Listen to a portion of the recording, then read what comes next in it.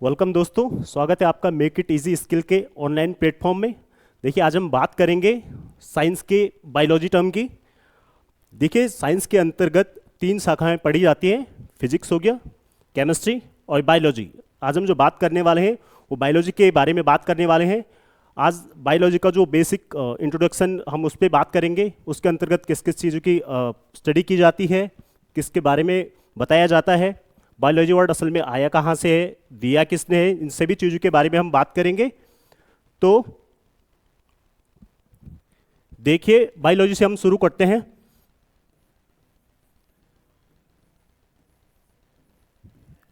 Biology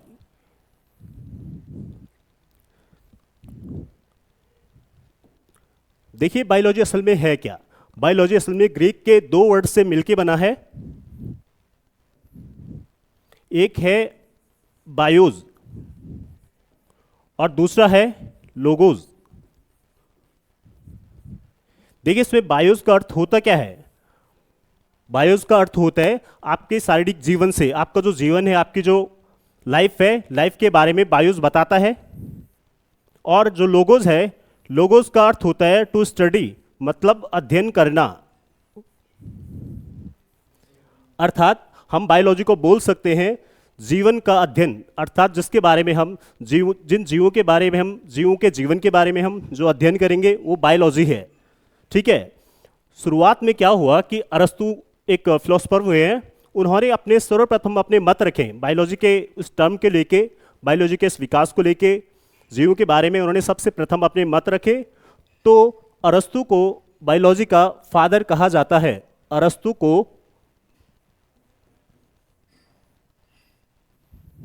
अरस्तु साहब को बायोलॉजी का फादर कहा जाता है। देखिए, बायोलॉजी के अंतर्गत बहुत सारी चीज़ें होती हैं, बहुत सारी इस ब्रह्मांड में बहुत सारी चीज़ें हैं। तो बायोलॉजी सबसे मिली हुई है। तो देखो, जब फिर उसके बाद क्या हुआ, बायोलॉजी के अंतर्गत हम 2 चीज़ें पढ़ते हैं। देखिए, बायोलॉजी के अंतर्गत इसकी कुछ शाखाएं हैं, हम उसके बारे में बात करेंगे। सबसे पहले अगर हम बात करते हैं तो इसको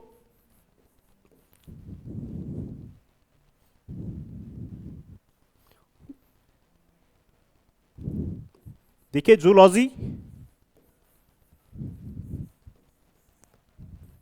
इसकी एक शाखा ये है। बायोलॉजी की एक शाखा जूलॉजी है और बायोलॉजी की जो दूसरी शाखा है वो है आपकी बॉटनी।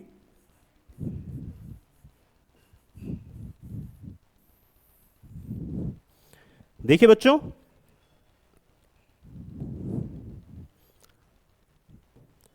देखिए जूलॉजी में असल में जूलॉजी, इन 2 चीजें जो जूलॉजी और बॉटनी है, इनमें किस किस चीज का अध्ययन किया जाता है। बायोलॉजी के अंतर्गत अगर जूलॉजी की अगर हम बात करें तो इनमें एनिमल, जितने भी एनिमल्स हैं इनके बारे में बात की जाती है। जो बॉटनी है, बॉटनी के अंतर्गत जितने भी पादप हैं, जितने भी पेड़ पौधे हैं या प्लांट्स, जितने भी प्लांट्स हैं, इनके बारे में बात की जाती है। असल में जो बायोलॉजी है, शुरुआत में जब ये बायोलॉजी आया, जब शुरुआत में इस शब्द को प्रयोग किया गया, तो सबसे पहले फ्रांस के एक वैज्ञानिक है लेमार्क और ट्रेवेरिनस। देखिए, आपसे बहुत बार ये पूछा जाता है लेमार्क किसने बायोलॉजी शब्द का, जो बायोलॉजी जो टर्म दिया है, ये जो बायोलॉजी टर्म है, ये बायोलॉजी वर्ड है, ये सबसे पहले किसने यूज किया था। तो आपके पास 2 वैज्ञानिकों के नाम, एक है लेमार्क और ट्रेवेरिनस।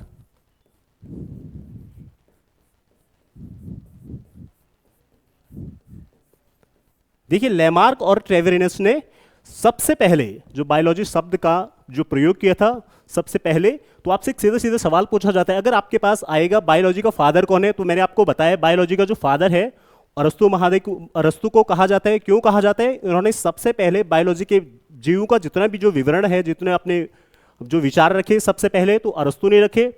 और बात करते हैं जो बायोलॉजी शब्द दिया है, वो आपको लेमार्क और ट्रेवेरिनस ने दिया है। तो आपसे सीधे सीधे सवाल पूछा जाता है, अगर आपसे सवाल पूछा गया बायोलॉजी का फादर कौन है, तो आप बताएंगे अरस्तु। और बायोलॉजी का जो शब्द दिया किसने है, तो लेमार्क और ट्रेवेरिनस ने दिया है। उसके बाद बात करते हैं हम जूलॉजी और बॉटनी। देखिए जूलॉजी को भी, जूलॉजी जो इसका जूलॉजी का जो फादर होता है उस वो भी अरस्तु हैं, अरस्तु। ठीक है, जूलॉजी जो बायोलॉजी की जो शाखाएं हैं दो, बेसिकली हम दो शाखाओं के बारे में बात करेंगे आज, जूलॉजी और बॉटनी। तो जूलॉजी जो शब्द दिया, जो जूलॉजी के अंदर जो जो पढ़ा गया, या जूलॉजी के जो फादर आपसे कहे जाएंगे वो अरस्तु हैं। देखिए जूलॉजी में हम क्या क्या पढ़ेंगे।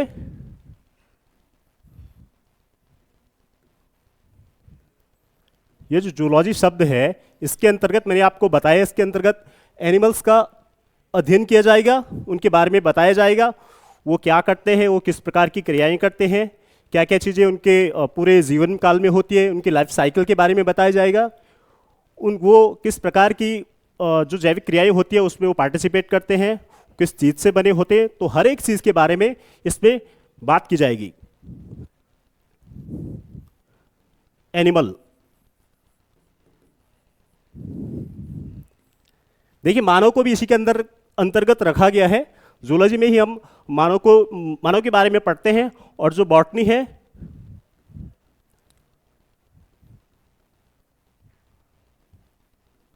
बॉटनी में पादप जितने भी प्लांट्स हैं उनके बारे में। ठीक है, देखिए मैंने जूलॉजी वैसे ही जैसे मैंने आपको बताया जूलॉजी के बारे में, who is the father of zoology, तो वो अरस्तु हो गए। ऐसे ही सेम कंडीशन बॉटनी में आते हैं। तो बॉटनी में इनके जो फादर कहे जाते हैं तो थियोफ्रेस्टस को, थियोफ्रेस्टस,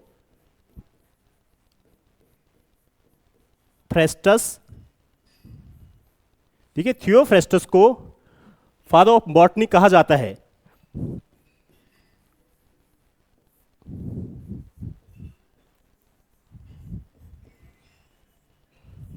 थियोफ्रेस्टस को फादर ऑफ बॉटनी कहा जाता है। जितने भी हम प्लांट्स के बारे में, जितने भी उनकी क्रियाओं के बारे में जानेंगे, उनकी ग्रोथ कैसी होती है, वो किस प्रकार से अपनी सारी क्रियाएं करते हैं, वो बॉटनी के अंतर्गत पढ़ा जाएगा। उनका विभिन्न जो वर्गीकरण होगा, उनका जो क्लासिफिकेशन होगा, वो बॉटनी के अंतर्गत किया जाएगा। और सेम एज अगर एनिमल्स की बात करें तो वो जूलॉजी के अंतर्गत किया जाएगा। अब देखिए बच्चों, देखिए जूलॉजी एक ऐसा, बॉटनी ये जो आपका बायोलॉजी है, बायोलॉजी एक ऐसा विषय है जिसके आप कोई भी एग्जाम देंगे, ये एक ऐसा विषय है आपसे हर एग्जाम में हर प्रकार से बायोलॉजी से रिलेटेड सवाल पूछे जाएंगे। आपको जितना आप इसको अपने से जुड़ते हुए जितने भी आप इसको लेंगे तो आपको उतना बायोलॉजी पढ़ने में उतना मजा आएगा, उतने अच्छे से आएगा। देखिएगा, देखिए मैं बात करता हूं शुरुआत में। अगर हम बात करते हैं तो आज एक केवल ये इंट्रोडक्शन है, हम शुरुआत में पढ़ेंगे किस चीज से। देखो जीवधारी जितने भी हैं, जीवधारी वो किसी न किसी चीज से मिलके तो बने होंगे। एक मकान है, अब एग्जाम्पल के लिए देखिए, एक मकान है, मकान किस चीज से बनता है, पहले ईंटें जोड़ी जाएंगी बहुत सारी, तो उसमें एक मकान को बनने के लिए उसकी जो बेसिक यूनिट है वो ईंट है। ऐसी ही किसी बॉडी को बनने के लिए, उसके बारे में अगर हम बात करते हैं, बॉडी की जो यूनिट है, जो इकाई है वो सेल है। ठीक है, तो हम इससे सेल के बारे में पढ़ेंगे। सेल मतलब कोशिका, सेल मतलब कोशिका के बारे में पढ़ेंगे।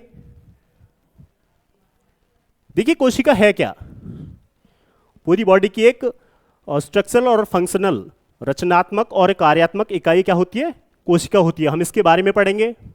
देखो कोशिका की जो अध्ययन किया जाता है, अगर मैं कोशिका की बात करूं तो कोशिका का जो अध्ययन किया जाता है वो किसके अंतर्गत किया जाएगा। आपसे सीधे सवाल पूछा जाएगा कि कोशिका का अध्ययन किस शाखा के अंतर्गत कोशिका का अध्ययन किया जाता है, तो आपको ये ध्यान रखना है कोशिका का जो अध्ययन होता है वो साइटोलॉजी के अंतर्गत किया जाता है। साइटोलॉजी, आपसे सीधे सीधे टर्म पूछ लिया जाता है कि कोशिका का अध्ययन किसके अंतर्गत किया जाता है, तो कोशिका का अध्ययन साइटोलॉजी के अंतर्गत किया जाता है। इसके बाद हम जब हम कोशिका को पढ़ना शुरू करेंगे दूसरे सेशन में, तो उसमें क्या होगी, हम कोशिका के बारे में जानेंगे असल में इस कोशिका के अंतर्गत क्या क्या चीजें आती हैं। देखो इसके ऑर्गन आएंगे,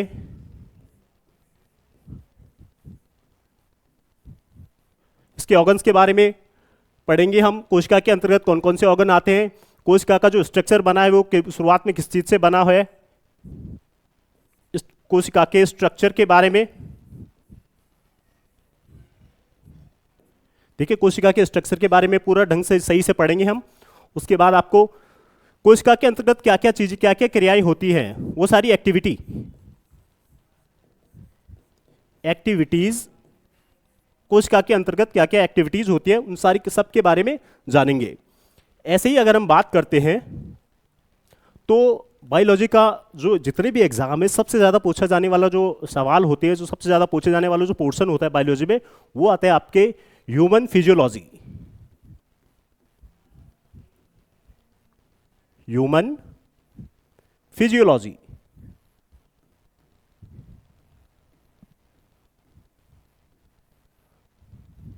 देखिए ह्यूमन फिजियोलॉजी का अर्थ होता क्या है?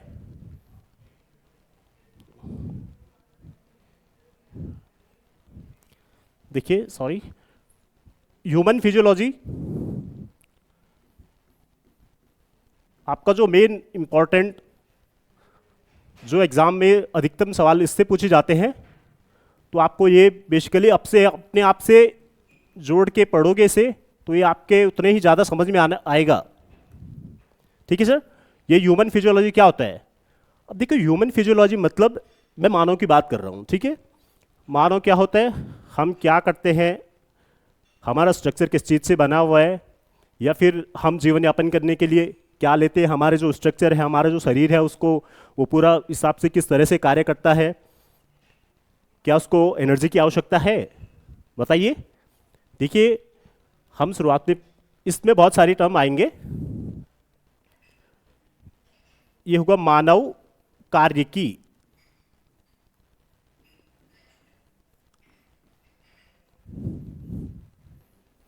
अब मानव कार्यकी के अंतर्गत क्या क्या पढ़ेंगे?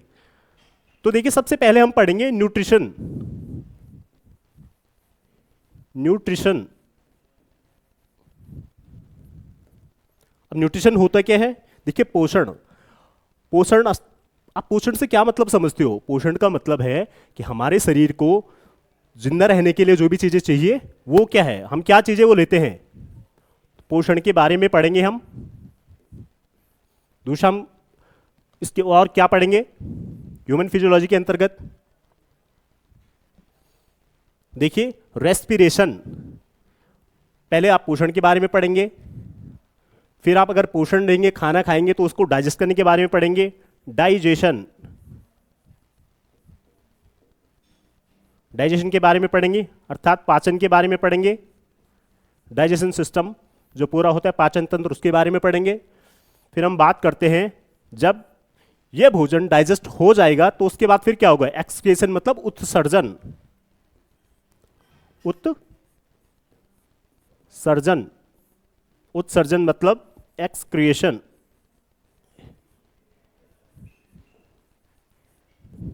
जो भी पचित होगा, जो भी डाइजेस्ट होगा हमारी बॉडी में, कुछ सब्सटेंस जो हमें चाहिए होते हैं वो सारे सारे एब्जॉर्ब हो जाएंगे। उसके बाद जो हमारी बॉडी के जो एक्स्ट्रा वेस्ट मटेरियल होता है, जो वेस्ट सब्सटेंस होते हैं, वो बाहर निकल जाएंगे। तो उसके लिए उत्सर्जन तंत्र एक पूरा हमारे पास एक पूरा टॉपिक है, उसके बारे में पढ़ेंगे। उसके बाद करते हैं हम बात, देखिए रेस्पिरेशन। रेस्पिरेशन मतलब होता है श्वसन। देखिए जितने भी सजीव हैं, जिनमें भी प्राण है, उनमें ये क्रिया होती है, अर्थात वो ऑक्सीजन लेते हैं और कार्बन डाइऑक्साइड को छोड़ते हैं। ठीक है। उसके बाद अगर बात करें हम, फिर एक और टर्म आता है इसमें, पोषण हो गया आपका, डाइजेशन हो गया आपका, और इसके बाद करते हैं हम अंतः क्रियाएं क्या क्या होंगी, या फिर आप बता सकते हैं स्केलेटन सिस्टम, मानव कंकाल। मानव कंकाल के बारे में, अब ये मानव कंकाल कार्य करता क्या है, इसके बारे में पढ़ेंगे। देखो मानव कंकाल क्या कार्य करता है, आपकी बॉडी को एक पर्टिकुलर शेप देगा, उसको स्टेबल रखेगा, है ना। तो ये स्केलेटन सिस्टम के बारे में, स्केलेटन सिस्टम के बारे में पढ़ेंगे हम। उसके बाद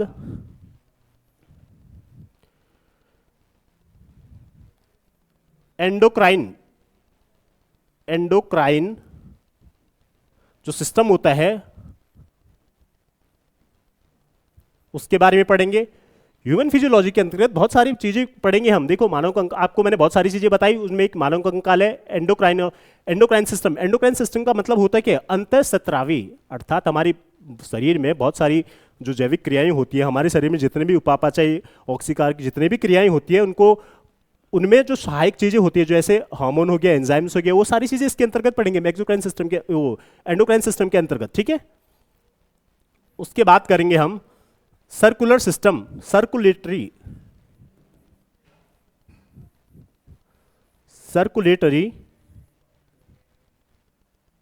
सिस्टम, अर्थात संचार प्रणाली,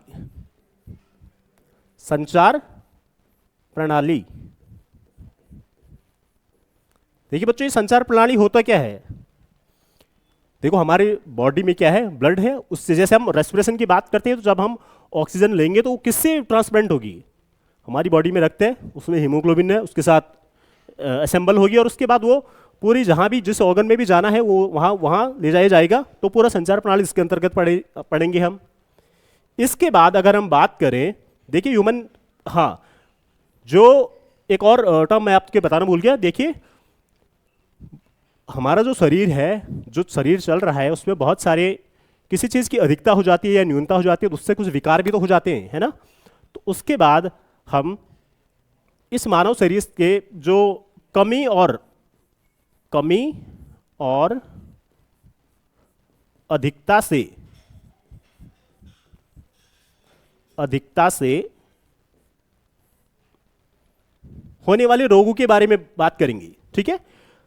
क्योंकि हमारा शरीर में बहुत सारी चीज़ों की कमी हो जाती है, जिससे शरीर में कुछ ना कुछ विकार उत्पन्न हो जाते हैं, या किसी चीज़ की अधिकता हो जाती है, कुछ हार्मोन ज़्यादा रिलीज हो गए तो उससे भी कुछ विकार हो जाते हैं। तो दोनों के दोनों से हमें कुछ ना कुछ बीमारियां होंगी, ठीक है। अब देखिए बात करते हैं हम बॉटनी की। तो बॉटनी में मैंने आपको बताया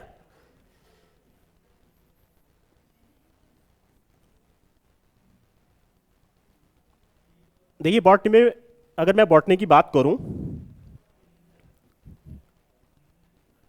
बॉटनी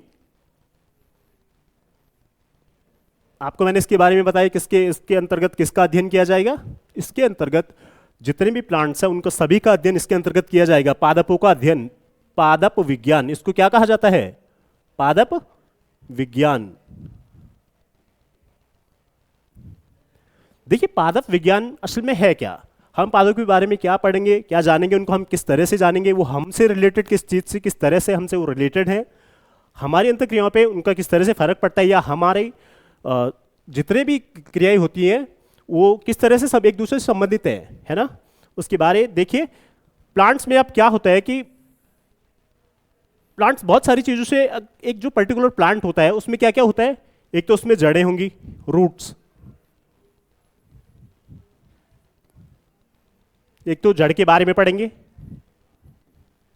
अब मेरा जड़ से क्या मतलब है?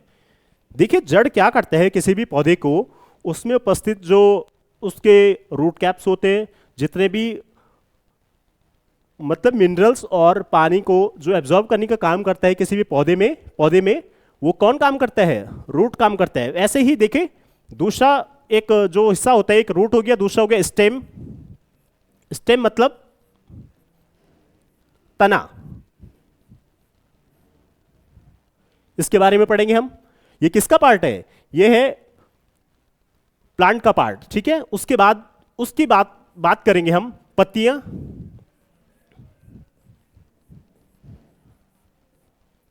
देखिए पत्तियां असल में होती क्या हैं? पत्तियों में क्या रहेगा? आपका क्लोरोफिल रहेगा। हम क्लोरोफिल के बारे में बात करेंगे, किस प्रकार से जो पेड़ पौधे होते हैं वो कैसे भोजन बनाते हैं, वो सारी चीजें हम इसके अंतर्गत पत्तियों के अंतर्गत पढ़ेंगे, ठीक है। उसके बाद अगर हम बात करें तो इसका जो एक और ऑर्गन होता है वो होता है फ्लावर्स, फूल।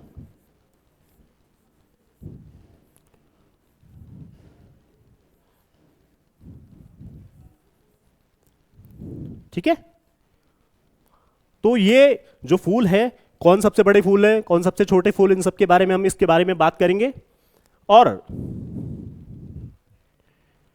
देखिए मैंने आपको विज्ञान की दो शाखाएं बताई, बायोलॉजी की मैंने दो शाखाएं बताई आपको, जूलॉजी और बॉटनी। वैसे ही आजकल क्या है कि पहले हम बहुत सारे कवक हो गया, वायरस हो गया, फंगी हो गया, इन सब का पहले हम बॉटनी के अंतर्गत और जूलॉजी के अंदर कंबाइंड रूप से या फिर एक होता है ना उभयनिष्ठ रूप से हम दोनों में अध्ययन करते थे। लेकिन अभी इसके लिए कुछ समय पहले, काफी टाइम पहले माइक्रोबायोलॉजी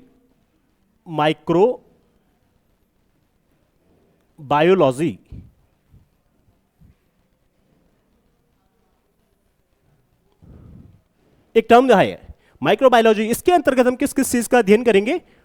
देखिए इसके अंतर्गत हम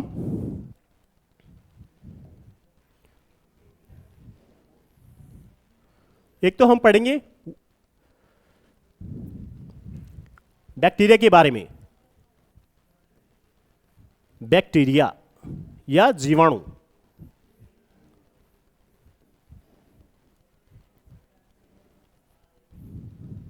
अब देखिए बैक्टीरिया के अंतर्गत पढ़ेंगे क्या, मतलब बैक्टीरिया असल में काम क्या करेगा, ये हमारे लिए बेनिफिशियल है या फिर हमारे लिए हानिकारक है। हम उन दोनों चीज़ों के बारे में बात करेंगे जब हम इस टर्म पे आएंगे, जब हम और क्लासेस लेंगे तो इस टर्म पे आएंगे तो फिर हम बहुत सारे बैक्टीरिया ऐसे होते हैं जो हमारे लिए बेनिफिशियल हैं और बहुत सारे बैक्टीरिया ऐसे होते हैं जो हमें व्याधियां उत्पन्न कर देते हैं, डिजीज उत्पन्न कर देते हैं। दूसरी की बात करता हूं अगर मैं, तो वायरस मतलब विषाणु।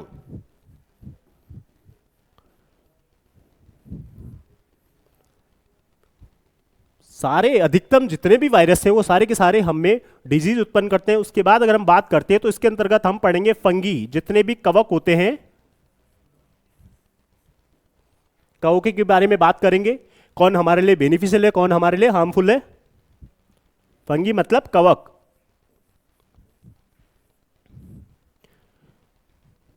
इसके बाद एक और टर्म है जिसको हम एल्गा कहेंगे, एल्गी।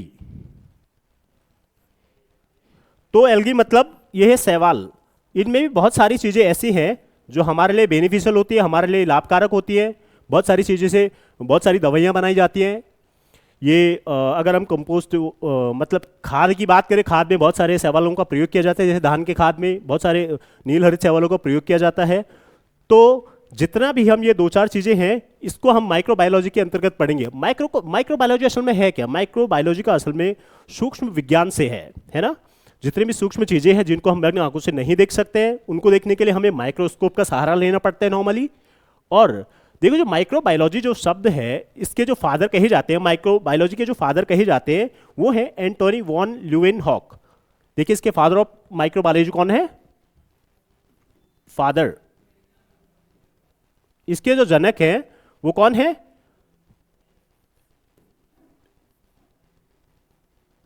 Von Leeuwenhoek.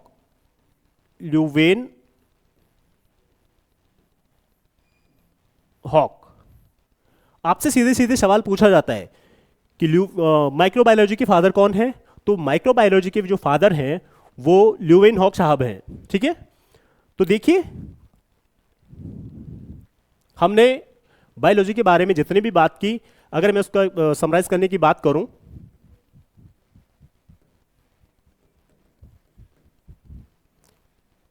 एक तरफ से तो मैं आपको बताता हूं शुरुआत से हमने आज किस किस टॉपिक पे बात की। एक तो है बायोलॉजी। बायोलॉजी को हमने समझा, जाना हमने इसके अंतर्गत क्या क्या होता है, इसके फादर कौन है, इसके अंतर्गत कौन कौन सी चीजें हम पढ़ेंगे। दूसरा हमने पढ़ा इसके जो जब हम डिवीजन किया हमने तो उसके बारे में देखा हमने। फिर हमने इसके अंतर्गत हमने पढ़ा जूलॉजी, इसमें भी हमने जाना कि कौन इसके फादर हैं। उसके पश्चात हम इसके अंतर्गत किस किस चीज का अध्ययन करते हैं। उसके बाद मैंने आपको बताया बॉटनी। बॉटनी से मैंने आपको बताया था वनस्पतियों के बारे में अध्ययन किया जाता है। इसके बारे में मैंने आपको बताया इनके फादर कौन है। और वैसे ही इसके अंतर्गत जब मैंने प्लांट्स का, तो प्लांट के हम किस किस चीज के बारे में हम इसका अध्ययन करेंगे। उसके बाद मैंने जब आपको एक और शाखा बताई इसकी, तो माइक्रोबायोलॉजी थी। माइक्रोबायोलॉजी, इसके अंतर्गत भी मैंने आपको बताया who is the father of microbiology. और हम इसके अंतर्गत किस किस चीजों की बात करेंगे। हम बात करेंगे कवक की, बात करेंगे शैवाल की, बात करेंगे वायरस की, और बात करेंगे किसकी? बैक्टीरिया की। ठीक है, इसके बाद अगर हम बात करते हैं, देखिए फिर मैंने आपको बताया कि किसी भी बॉडी का जो स्ट्रक्चर बना होता है, किस चीज़ से बॉडी बनी हुई होती है। जिस प्रकार मैंने आपको अभी बताया था कि किसी मकान को बनाने के लिए आपको ईंट की ज़रूरत होती है, वैसे ही किसी बॉडी को बनाने के लिए सबसे पहले क्या होता है, सेल की ज़रूरत होती है। और सेल ही एक ऐसी ही चीज़ है जो हमारी पूरी बॉडी को बनाता है। इसलिए सेल को फंक्शनल और स्ट्रक्चरल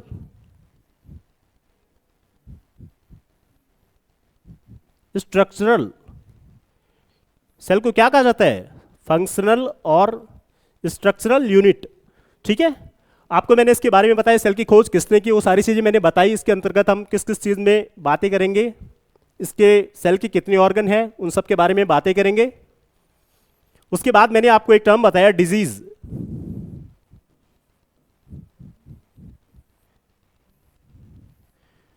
देखिए मानव शरीर है, मानव शरीर में बहुत सारी व्याधियां होती हैं। देखो हर एक चीज से अगर अधिकता भी हो गई तो उससे भी व्याधियां होनी है।